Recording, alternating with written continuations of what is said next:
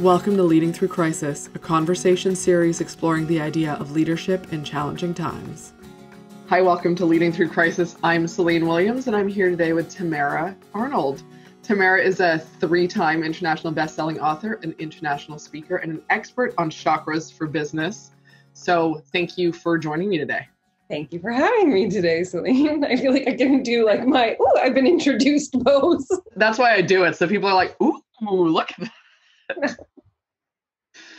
I'm really happy that you wanted to speak about this concept of leading through crisis because, you know, part of the impetus for me doing this is to have people who have different viewpoints and experiences and backgrounds and lenses on leadership and crisis. And I think that you have a really unique lens on this because you talk about this marriage of chakras and business, for example, right? Like you're coming from a really different viewpoint on the world and energy and business in general. So I really just want to open this up because you have this really unique lens and ask, where do you want to start inside of this? Like what stands out to you about leadership and crisis and this broad topic that I've thrown out there as the hook for this whole series? Well, this has kind of come up in the last couple of days, actually the last week. And I want to just start the conversation here because I think it feels really powerful, is that I actually believe that leading through crisis right now is an invitation to reconnect to our humanity, right? Yeah. We are so fucking human that we can't ignore it anymore, right? And so as the people who are leading, or as the people who are stepping up, as the people who are championing and like, you know, maybe have higher frequencies or vibrations and are saying like, let's rise, you know, let's look at this, what's happening in the world from a different standpoint. We get to like totally put the masks and the, these like things that we all had our hair done or our nails done, like all these things that like we thought were important to show up as a leader, they get to go away, and we get to have our children interrupting us in our calls, and we get to have our cats' butts showing up, and we get to be making more mistakes and just being more vulnerable and more real. And I think that that's the call to action right now. How real can we be? How real can we make that? Yeah. So 2 things really quickly. I have joked so many times that before I start an interview, before I have a conversation with someone on film now, on video, I'm like, I may be BBC Dad just with cats behind me.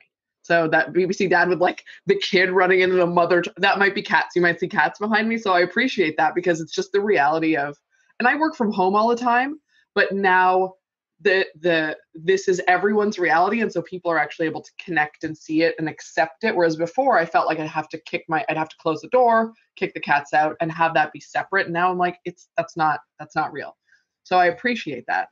You want to know what I feel is more real? That yeah. I'm like so glad it's out in the open. That I don't ever wear dress pants. I haven't worn dress pants or like fancy pants ever for 3 years, and I've kind of kept that a secret. And now.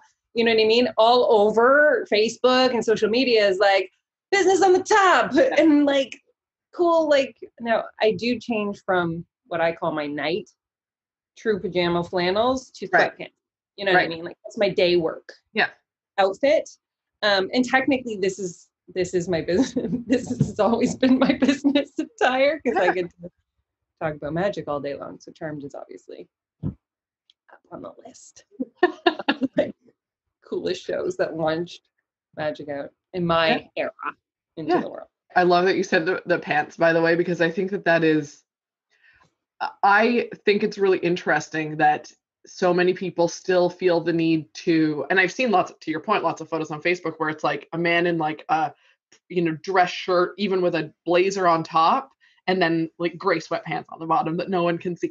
And I find it even fascinating that we're still in a place where where we feel the need in that kind of extreme case, right? Where you're that formal on top, that informal on the bottom. Why can't we just wear a t-shirt? Why can't we wear a golf shirt or whatever it is that we're comfortable in? Because it doesn't make us any less professional. It doesn't make us any less of a leader to show up in the way that we feel like our best self, whatever that is, no judgment. If your best self is you walk into every meeting in a ball gown, great, do it. But whatever that is for you, that should be okay. I agree with that because it's all about in the work that is the work that I love to do, it's about that, right? So like we technically, our human bodies are our homes. Like we look like we have a physical home. It's true. Our reality mirrors that. It looks like we used to have offices or things like that, but technically this body is your office. And when you tap into that sensation or feeling, and you're like, what do I actually want to wear today? Like, what feels good for me? What feels good for me to show up for my clients, to show up for my day, to be at the highest version of myself? Sometimes it is like sweatshirt. And then when you put that blazer on or you put that thing, it's just like, you're like, right? Yeah. Sometimes the blazer is have you watched the movie about Mr. Dress Up? I have not. I know the one with Tom Hanks, right? Or is it Tom Hanks? I don't think it's Tom Hanks. I don't think it's Tom Hanks. Like it was like the actual documentary on Mr. Dress Up. Oh, I have not seen that one either. So no. You're Canadian, Celine. he was like a big deal. I know. But like when he came in the day and he put on a different, like he changed his sweater, he changed, into his slippers. It was like that crossover from, the outside to the inside. Like some people have, and I like Todd Herman talks about the alter ego, yes. Like putting on something that, so some people, the blazer might be that thing where it's like, I go to work. This is my superpower work jacket or my, whatever it is. So I celebrate that. But I think that ownership of whatever it is, that like, ooh, like it's just so right for me. Yes. I think that's the big difference, right? Is that it's not dictating that it has to be a certain way. So if putting on your jacket is I know for me, so when I speak on stages, for example, and I've been in a situation where I was asked to speak on a stage more last minute, someone dropped out. I was there to do something else. And they were like, can you fill this role? I was like, yeah, sure. Like I'd love to do it. That's great. But I did not have what I would normally want to wear when I was speaking on stage, right? For me, it's like, great. I know how I want to look when I step out. And I can't watch the video from that because it doesn't feel like my best me stepping onto that stage.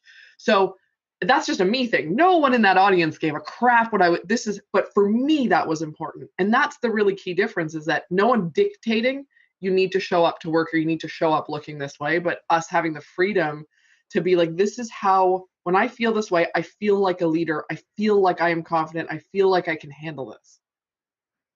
Yes, which brings me to something so powerful.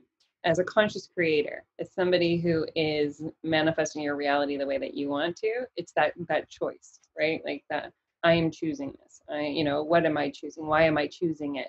And I think that's a real powerful first step in leadership. Like I just do. Like the minute you stop thinking your choices are outside of you, that it's coming from some place or something else, and you take that and you're just like, it's like, I'm choosing to wear this. Yeah. I'm choosing to step up on stage, even in the clothes that don't feel comfortable for me. I'm choosing. Ooh. Yes. Well, and I want to tie this back to, you mentioned the word vulnerability earlier. And I think, so there's both strength inside of making these choices, but it's also really vulnerable to own those choices. Mm-hmm. Mm-hmm. And the whole, thank Brene Brown for finally making vulnerability part of the conversation when it comes to work in any way, shape, or form. But that's still a really new concept for leadership and for the work, for whether you're self-employed, whether you run a business, whether you're an executive in a large company, it's a new concept in general, and people are not comfortable with it. And the truth is that inside of choice is a big piece of vulnerability. I'll call to that because I think that even as leaders, we can get into, look how vulnerable I am, but I'm still only putting up what I think is safe. We're not really getting as vulnerable as we can, like the true, like I'm falling a fucking apart and like all those kinds of things. And one of the things that's for me, and vulnerability is my superpower. It's actually how I serve my clients. So it's not like everybody else. And so for me, that whole slogan, you talk about the scar, not the wound. Mm-hmm. You know what I mean? Yeah. That does not resonate for me personally in the leadership that I have. because I'm here to share it in the moment, like while I'm in the trenches, while I'm going, it makes me like want to cry. Like when I'm feeling that level of discomfort, I want people to know it's okay to be that uncomfortable. Mm-hmm. And because the people that I work with tend to be empaths, light workers, healers, sensitive people, all that kind of stuff, I want to bring awareness to the emotional states that we're in.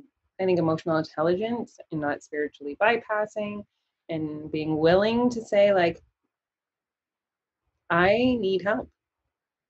Send me some healing. Send me some love. Can I please be in this pit of mud with you? I want to dig into this a little bit because I both agree and disagree with that.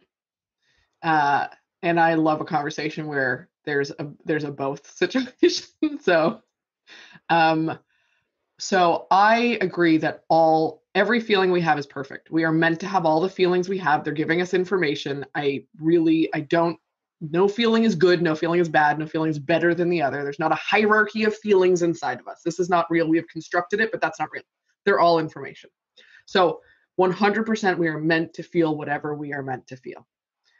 And there's nothing wrong with saying I am feeling this way, and there's nothing wrong with acknowledging where you or I or anyone in any situation is at. I fully agree. I 100% agree with that. Mm-hmm. And I think that when the challenge for me in thinking about this, and I bring this up because I actually would love to hear your perspective on it, right? Like it's not, I don't think I'm right. I'm just saying my perspective. But the challenge for me becomes when we are in a place of leadership, whether we are leading a community, whether we are leading a team, whether we are leading a company, whatever leadership it is.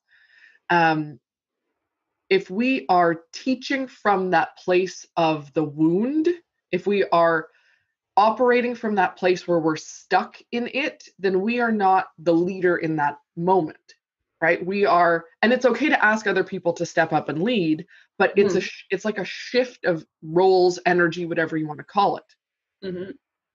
And there's nothing wrong with that, right? And there's nothing wrong with showing up that way. But I think there's a lot to be said about being able to, when you're past that, reflect back, acknowledge what it was, and teach from that place, as opposed to being in the energy of that wound and trying to teach from there or lead from there. Yes. And I can see that so clearly. But for me, what I feel is that oftentimes it's how it's presented, right? So like, if it's through the lens of being in a victim consciousness, and oftentimes we're in the victim consciousness because there's a past programming that's actually activated through what we're experiencing in the now. Right. And so it's not in service if your 8-year-old self or your 14-year-old self is crying out and guiding the lesson or guiding the service that you're trying to put out into the world, and it's coming across as like, save me, fix me, I'm broken, right? But for me to show up and be like, I think it was 2018 was a very vulnerable post that I did on Facebook. And it was like, I made over $300,000 in my business last year and my mortgage just bounced, right?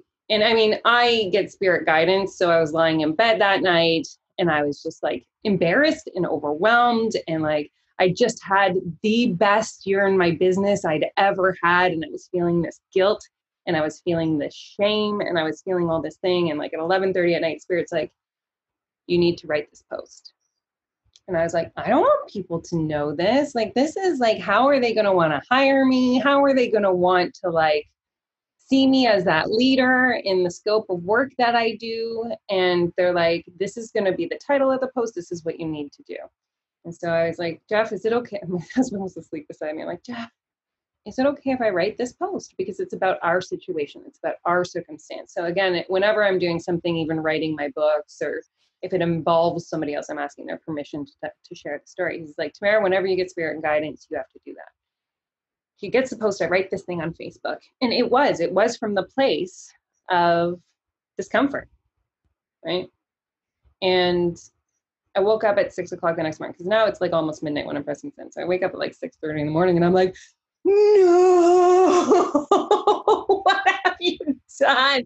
It's so early. Nobody's seen this post. And I run to my phone in the living room and I pick it up, Celine, and I'm like, I can erase it. And 40 people have already commented on this post saying, thank you. Thank you. This is how, we don't feel like we're failing anymore in our business. We don't feel like we have so for me, when you're not coming from the place of the victim, when you're coming from a place of service, when you're not activated or charged in some other form or story that comes along with it, I think it can be a really powerful way to show up in leadership. And I think you've made a really important distinction, right? Is that you're not coming from a place of victimhood.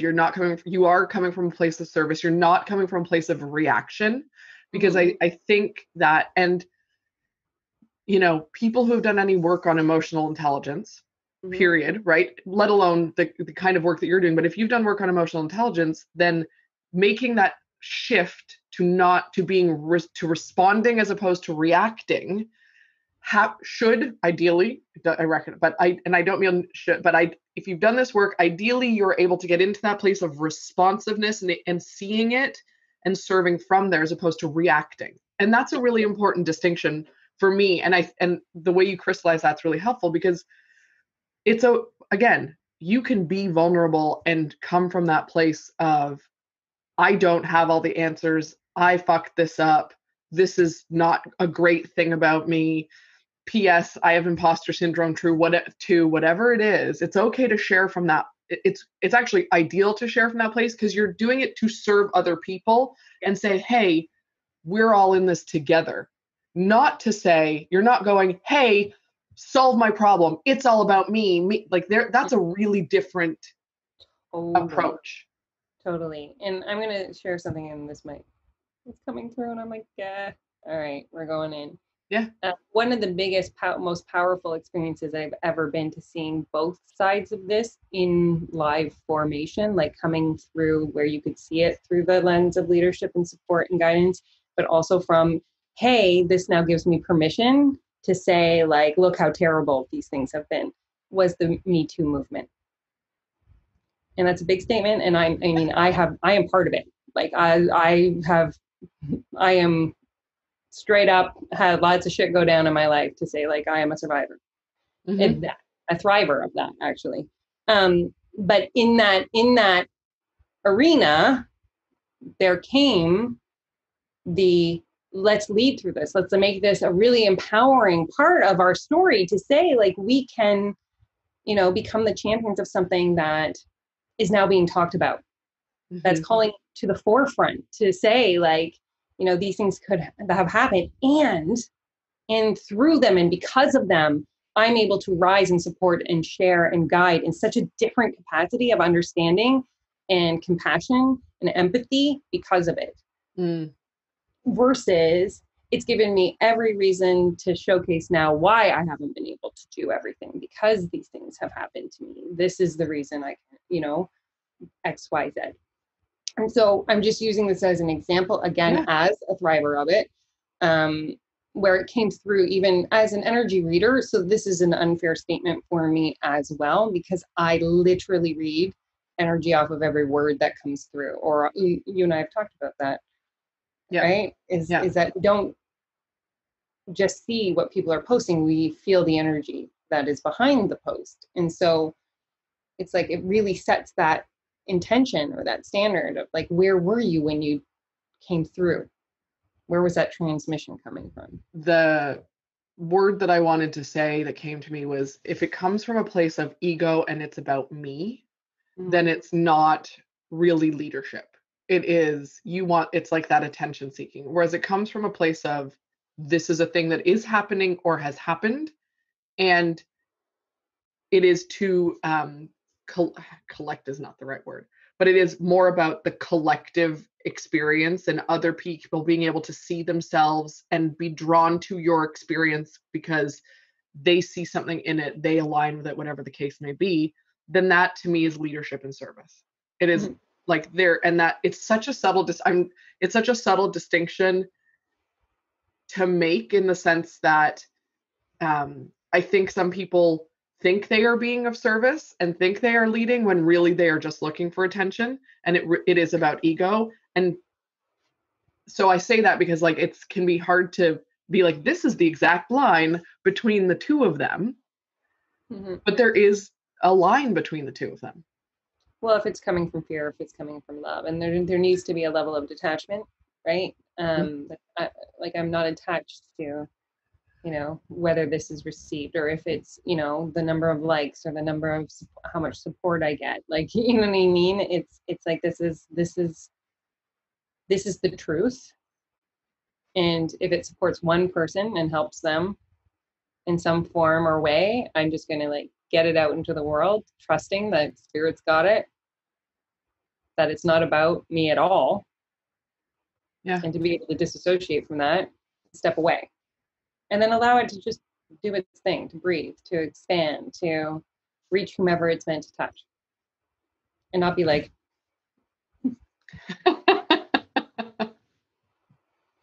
did people like me? Is this good? Did I reach somebody? Yeah. It's so outside of us whether we reach somebody, and it is so on the beautiful scale of everything that we do reaches somebody. Yeah. Like, what if we just sink into that? Not gauge it on some external validation kind of experience. I think that is beautiful, and I think it is even harder than normal for most people to not engage and not care and not want that validation in a time of crisis. I think that, does that make sense? I forget, Celine, that I have, like, and I think it was Angela Laria that was talking about it, or somebody was talking about, maybe it was just Johnson, one of my mentors along the way, was talking almost like, I have done so much spiritual work on myself. I have done so much work on myself that, you know, what's the word that I want to say? That I hate when I forget words, especially like talk. This is the humanness of these like moments. Yeah. Where, and it's such a good word and it's so important. But right now, privilege, like I have spiritual privilege right now to feel, you know, not in the moment, or not in the fight or flight, or not being in that state of discomfort within my energetic body, or have all these charges going off on my past experiences of all of this stuff being called up that is happening in this crisis. Right. And so I often forget the privileged space that I'm in to, yes, it is really hard right now. And yes, everybody is being charged, and making these decisions is more challenging. And we don't have the same perception within ourselves to notice where the information is coming from. It's true.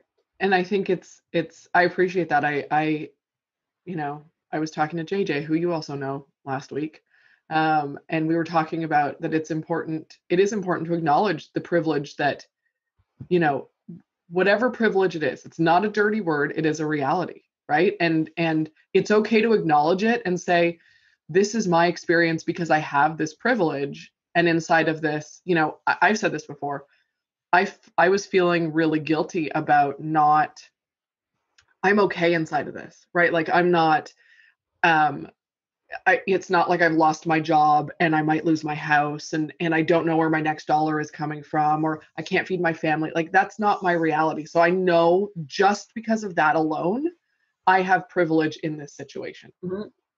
And it's okay for, you know, I was feeling really guilty about it, and I shifted that because I was like, it's okay for me to feel okay right now, and because it enables me to serve and offer and, you know, be of service and lead in a way that helps people who aren't feeling that way, who are struggling, who you need some of that support. And I'm in the privileged position to be able to provide some sort of support or some resource or whatever it is, a podcast, a video like this, that someone could listen to and go, yeah, I got something valuable from that. Ooh, this is such a powerful conversation for me because, you know, as somebody who doesn't believe that there is an order of difficulty in miracles, I think that, you know what I mean, a video is just as impactful as donating $5 million right now to support people in. It's like where we are in excess is the beautiful space that we can pour from, right? So in my world, it's the leadership comes in as offering meditations. It's offering, you know, energy readings. It's offering what it is that is already my gift, my stardust, my light to those who maybe haven't had a chance or have the experience of it, and offer them something, a touch, a light, an aha, a moment, a breath to be able to step forward and have an easier day or an easier week or a moment of clarity. So I agree with that. And I think it's so important wherever you are in your journey as a leader to realize what is you, what is your essence, what is your vibration, what is your gift, which is yours is leadership, right? Like you're a catalyst unicorn. You're like, you know, change the face of leadership. And so I think that knowing that you don't have to have something outside of yourself, again, coming back to that whole space, it's what do I have that is of service right now? Even if you are at home and you're like, but I'm not a leader, you can compliment somebody today. Mm-hmm. You can literally send somebody an emotional hug and they might not even know it, a vibration hug. And that is service.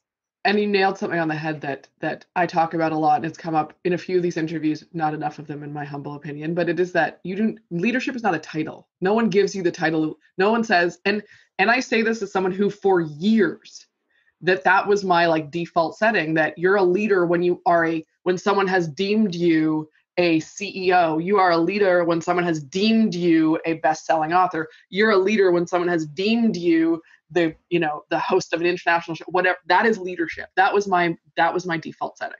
Yeah. And I fundamentally do not believe that anymore. I think we are all leaders if we choose to be, and if we step into it, and because we're all leading in different ways. We all impact other people. If you impact another person, you are a leader.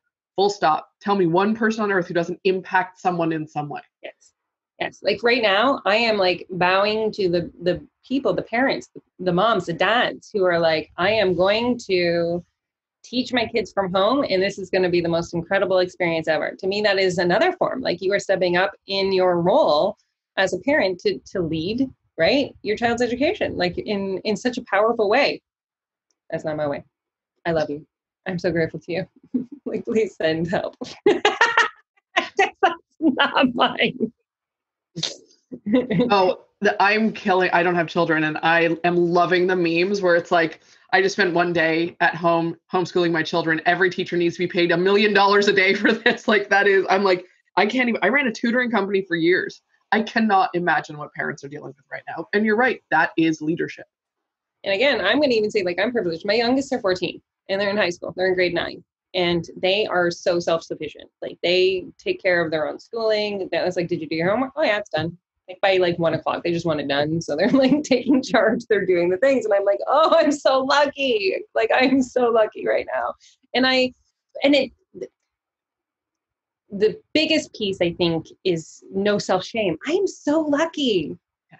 And that is a hard thing for people to do. And again, now, especially because people are feeling more reactive, there's so much quote uncertainty. I mean, listen, there's always uncertainty. Nothing is certain. We have the perception that things are certain. That's not real. However, I recognize that now it feels more uncertain for people, yes. Right? So whatever illusions of stability that we had societally have shifted massively right now, and people are aware of the uncertainty. So, I think that it's very hard for people when they are feeling that intense uncertainty across the board to not shame themselves, to not do I feel like all of that is just so much more prevalent for people and so much more in their forethought, whatever that word is, now more than ever.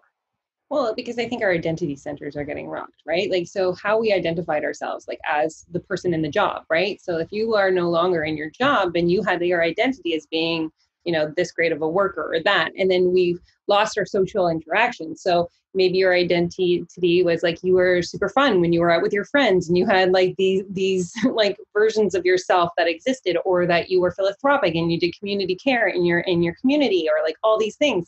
And so those identifications no longer are existing, and we're all getting rocked with like the who am I and why am I here? Like what?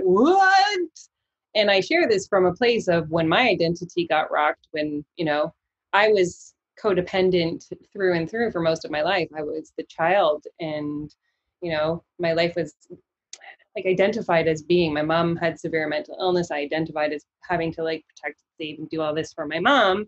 And then I had a child with severe mental illness. So I was the mom, I was the champion, I was all of these things. And I had all these identifications within myself that I had built, that when my son and I stopped talking. So this is coming from a place of like, I remember what it felt like when my identities were taken from me. And I walked into my living room and it was the scariest thing I'd ever gone through. I was like, whoa, you stop the presses. Who the fuck is Tamara? Without being this and without being that and not being needed and I had this open road appear before me, which in a way coronavirus is offering us, right? Yeah. Like, what do I want? And I can say I've never been more devastated. That was the scary one. Like, I remember, it's imprinted walking into my living room and having that thought in my head as being one of those catalytic moments of being, what do I want? Who am I? Because I don't know. Everything's been taken. I think that's really powerful. And it hadn't been in my head in that clear a way or clear an explanation. But I think that's a really, really important point, is that people's identities have been taken away. And it's, as you said that, like literally I was like, I have a friend who messaged me something about how, as a social butterfly, she's really struggling right now. And I was like, as you said it, I was like, oh, her identity in her brain is I'm a social butterfly. Her, people have, we do, I am the go-to person at work, whatever that identity is that we hang on to, a lot of that has been stripped away. And it reminds me of, and I just say this in case it's valuable for anyone, when my mother, so both of my parents are dead, when my mom died, I had a very conscious moment where I was like, I'm nobody's daughter anymore. I am not a daughter. Daughter is not part of my identity. Mm-hmm. Like, it's a part of my history, but I don't have parents to be a daughter to. And that shift and that awareness was very powerful for me, and a lot came out of it. I remember that moment where it was like, and I recognized someone had said to me that someone was using the word orphan. And I was like, I mean, I don't feel like I'm an orphan because I had parents, but definitely the identity of daughter has shifted for me. Yeah. And it was a big piece of my identity. My mother was lovely and very needy. That was a reality. That was a big piece of my life. Mm-hmm. And this is doing the same thing for everyone in different ways. So coming to like that, because I love talking about chakras, right? Yeah. I say we're getting rocked to our roots, because our roots is where identity centers live. It is how we feel connection. It's how we feel community. It's how we feel like part of a tribe or something, right? And so again, when we already have a tribe or we've created something as a leader, like in that way, then we can still lean in. Like, how many of us who have it, we're like, oh, I'm just going to serve more in my communities. I'm just going to offer more, and I'm going to be more in service to what I've already built because I have this collection, this community. And sometimes outside of that, right? And I'm bringing this up for anyone who needs to hear it, is the propaganda right now and the social adding, and like what people are saying is like, oh, you have to give more to be, like right now people are in crisis. These are this, go above and beyond and all of these things. But if you have a unsettled familial relationships or all of this, right now we're in a bit of a rock to the root thing, because now we're being faced with so we take away all the things that identify us, right? And then we turn around and we're like, oh, so maybe I was going to work and I was running away from all those things because this is like what I didn't want to deal with my loved one or my spouse or my family or all of this. And now not only are our identities being rocked, but we're like, I said to my husband, I'm like, I bet you, I said, relationships are going through the ringer right now, like 100% being in this space. And he's like, I bet you we're going to leave coronavirus having more divorce rates than any other time. And then I talked to a therapist friend who said, it's absolutely happening. Two people I know alone have already separated. So I'm bringing this up because, again, this is all at that level of community support, having, and no shaming, where this pandemic straight up is saying, what are the skeletons in your closet, in your energetic body that you haven't been looking at, that you have been, pushing away from? I have had to again, I'm spiritually privileged. Again, I have all of these things. I've been working on myself consistently, but even my own shit is coming up to say, you see me? Yeah. Want to do something about this? Yeah. It's like, because everything is so quiet, we can actually hear it now, and we can actually pay attention to it and look at it. And I think it's I think it's scary for a lot of people to be doing that. And I think it was unexpected because they didn't get to choose the time and place that they actually had to look at whatever was really going on. And I think it's also, for me, the thing that I notice, because I'm constantly and this is one of the things that I'm really passionate in the world, is breaking down societal expectations, I have a whole thing called deconstructing the constructs, right? Let's deconstruct the constructs that you have that were given to you by your parents, by society, by school, by whatever it is. And to me, what's really exciting about this is that this is like a forced deconstruction for a lot of people, because they actually have to figure out what they want, what matters to them, what their values are, not what society tells me life should look like or how life should go, not what religion tells me life should look like or how life should go, not what my peer group tells me life should look like, not what my parents' values are, but me. In this moment, who am I? And that identity, that getting clear on that piece of identity is, I think it's really challenging for people right now. And it is going to result in divorces and things, because who we thought we were was not us. It's the constructs that we just adopt. We go, yep, okay, I'm going to take, yep, okay, that's what people, yep, I just want to fit in. This is how I find community. Cool, let's just do that. Yep. Yeah. You couldn't have said it any better, really. Right? And so, but that's so true. Like, who am I? Yeah. What do I want? What is it? And I think that is the gift that this is, because we have those thoughts, feelings, and emotions that something's not right, that something's not, we're meant for more, or something needs to shift or change. Like, we've all had them, right? And this moment is like the rug got pulled out from underneath us and was like, great. Sometimes I say, careful what you wish for, because when we wish for something, it comes in whatever form will actually have us face it. And I think as a consciousness, as a collective consciousness, as a wholeness, we've heard the feather, the brick, the Mac truck kind of thing. And I think that there's been so many collectively across the entire world having those thoughts for so long and not thinking about them and pushing them aside, and that we as a community, as a collection, as a consciousness got our entire, the world's done the now. There we go. We all wished for it on some level. We did. Yeah.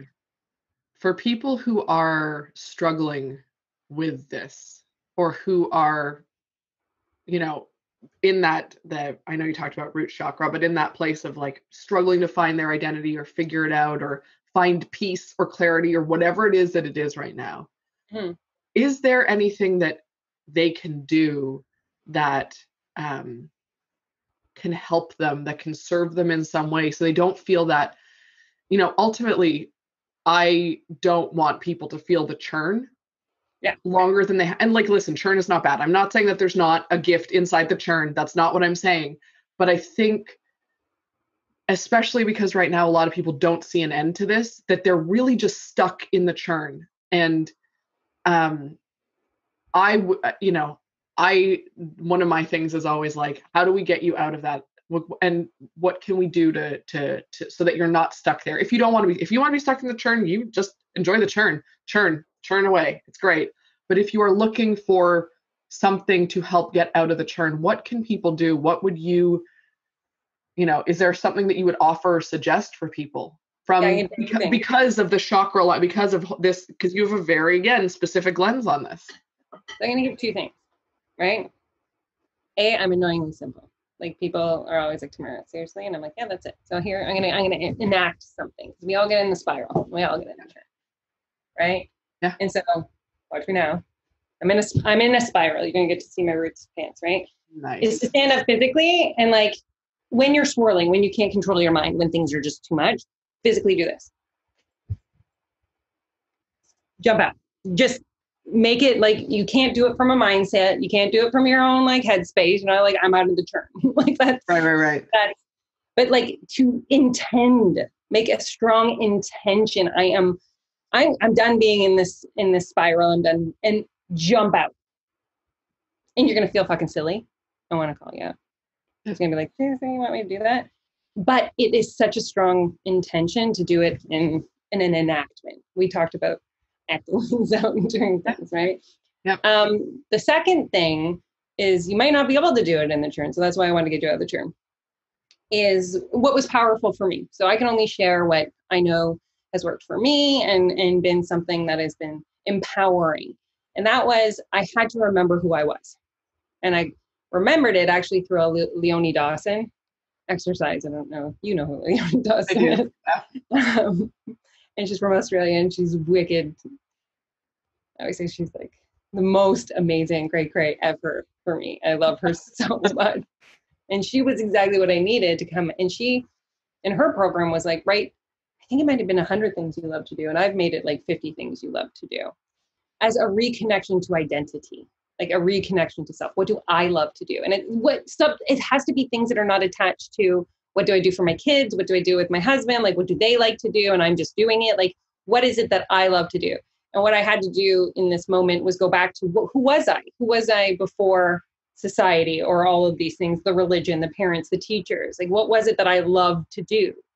And I, coming into that, I love to write. I love to like walk the beach. I love to, and getting really clear on who you are. Because when you have that clarity of identity, again, reformed and reconnected as yourself with a capital S, you have a list of things. You have a list of ways that you can say, oh, I am this. I am a reader. I am a writer. I am a dancer, a singer.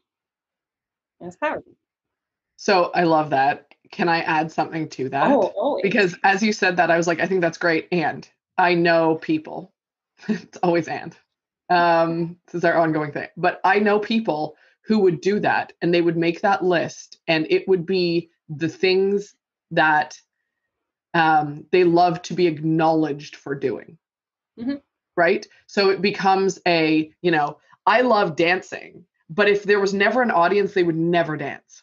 I love singing, but if there was never an audience or someone to say, that was really great, they would not do it. So to me, that's not really a thing you love doing. Mm-hmm. If there's a validation inside of it. And so I think what I would say is 100% make that list. And your checkpoint is, if no one ever knew you were doing that, no one ever knew that you were writing or dancing or singing, would it still be a thing you love? So important. Like in like, excuse me. That's why I was like, it has to be detached. Like, you have to take it away from it. And that is so much clearer than me saying it can't be for your children or your kids or anything else. Right? Like, is that such a I like that. Take that. Leaders who take from leaders is a thing, you guys, and it's a beautiful thing. It's inspiration. Listen, I always say this. The reason my company is called Revisionary is because I don't think there's new ideas in the world. I think we are taking things and we're inspired by them and we revise them. And that is the beauty of us being able to connect and serve and learn from each other and grow. And that's what it's all about. That's what it's all about. Great. Before we wrap this up, I always like to ask this question. Is there anything that you wanted to say that we didn't get to, or something specific that you'd like to leave people with? No is a totally acceptable answer, by the way. You can be like, I'm good, but I like to put the offer out there in case there's something that comes to mind. Yeah, I have something. Great. If you are in the trenches, if you are, drowning right now, if you are just sometimes being in the hole, and like you said, being in the churn is it happens, and we can't just jump out. Like, we are in it. I'm just going to give you one thing to support you right now, and that is just to simply say, what is one thing I need from me today? What is one thing I need from me today?